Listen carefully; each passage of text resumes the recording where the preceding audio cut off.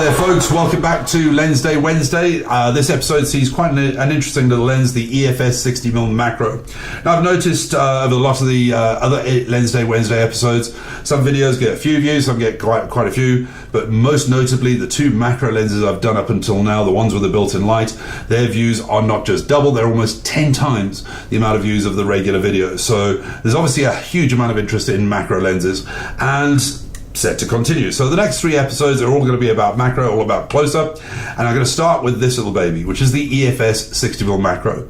Built-in design for the crop sensor cameras. What it essentially offers you is around about 100mm focal length, which allows you quite a lot of space between you and the subject. You don't have to be right on top of things to get super close-up type of shots, and really good optical performance and an ultrasonic motor in a very small package. It's not just me who believes this. There's a lot of people online who love this lens as a macro lens, not just as a macro lens, but it does obviously focus to infinity like most macro lenses do, which means it works very well as a portrait lens and even for candid shots. So if you've got a crop sensor camera, anything from the 7D downwards, this is an absolute pleasure. If you're interested in getting into macro but also interested in doing a bit of portraiture, this is fantastic. f2.8 means it works really well under low light conditions.